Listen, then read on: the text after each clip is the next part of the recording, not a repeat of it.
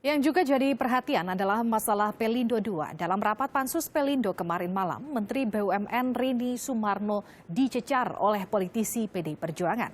Dan berikut ini kami hadirkan kembali cuplikannya untuk Anda. Loh, memang fungsinya mekanismenya adalah begitu kami secara prinsip memberikan persetujuan, adalah direksi dan Dewan Komisaris yang harus melakukan proses selanjutnya. Bukan fungsi dari pemegang saham untuk menanyakan tiap hari apa yang dilakukan oleh direksi dan Dewan Komisaris. Benar. Saya masih berkaitan pendalaman Pak Nurdin, izin Pak Nurdin. Masih menunggu Dewan Komisaris, minta izin pimpinan. Mendalamin yang ini ya. Pak Nurdin tadi. Jadi padahal dalam beberapa iklan secara gamblang bahwa perpanjangan kontrak sudah dilakukan. Saya nggak tahu baca koran atau enggak. Kemudian di sini kami secara prinsip, ya, Saudara Menteri,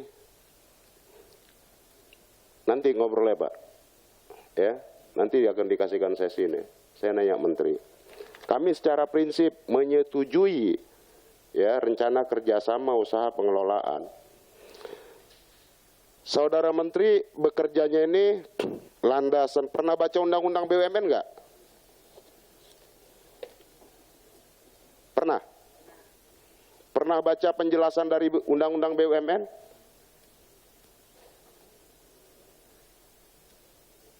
Enggak, biar bisa kebaca rohnya itu di mana. Jangan kita melemparkan tanggung jawab ke bawah, ya. Roh dari undang-undang itu nggak bisa kita pahami.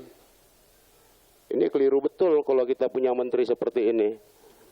Ya, aset negara kita dikelola ugal-ugalan seperti ini, tidak memahami roh dari undang-undang BUMN itu sendiri. Roh dari BUMN ini adalah ini dalam pasal penjelasannya, ya.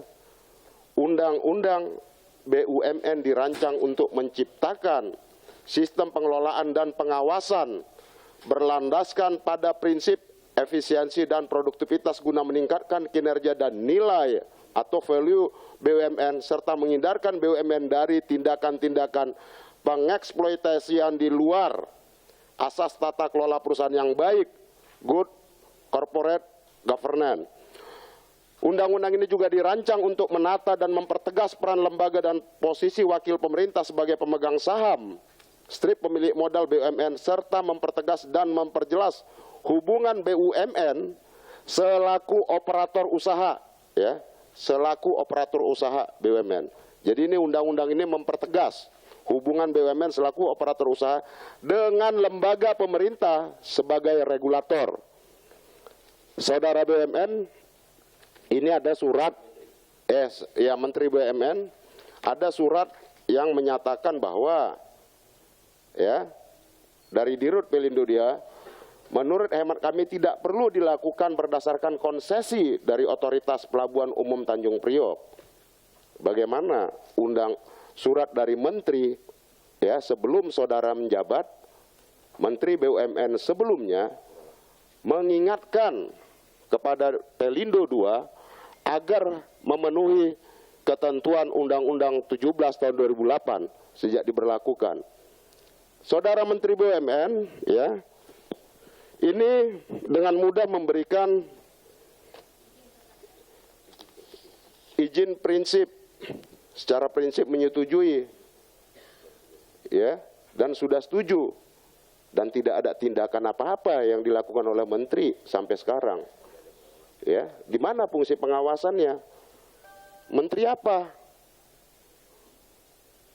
Ini nggak bisa, kita tidak bisa membiarkan cara-cara seperti ini, ya, seorang menteri membiarkan direktur utama Pelindo, ya, Pelindo itu bukan Pelino, BUMN ini bukan BUMR, BUMN ini jelas, Bu Rini, ya, namanya Badan Usaha Milik Negara, itulah ada pansus. Kalau ini BUMR, Badan Usaha Milik Rini, kami nggak akan perlu ada pansus. Maka ini harus memenuhi ketentuan undang-undang di sini, ya, pelaksana undang-undang. Nah, bagaimana, ya, di sini dijelaskan bahwa ya ditegaskan kembali Menteri Perhubungan berdasarkan hal tersebut di atas kami menegaskan agar PT Pelabuhan 1, 2, 3, 4 tersebut mengajukan konsesi kepada Kementerian Perhubungan agar demi adanya kepastian hukum sebagai operator dalam penyelenggaraan pelabuhan. Bagaimana mungkin ya seorang menteri membenarkan tindakan pelanggaran undang-undang, alas hukumnya belum ada, ya, kemudian disuruh menghitung, ini kan konyol, ya, dan kemudian minta duit, supaya ditambah 15 juta US dollar. Menteri apa ini? Ada pelanggaran undang-undang dibiarkan. Cukup. Ini yang mau kita dengar. Cukup ya. Cukup, saya kira ganti kepada yang lain.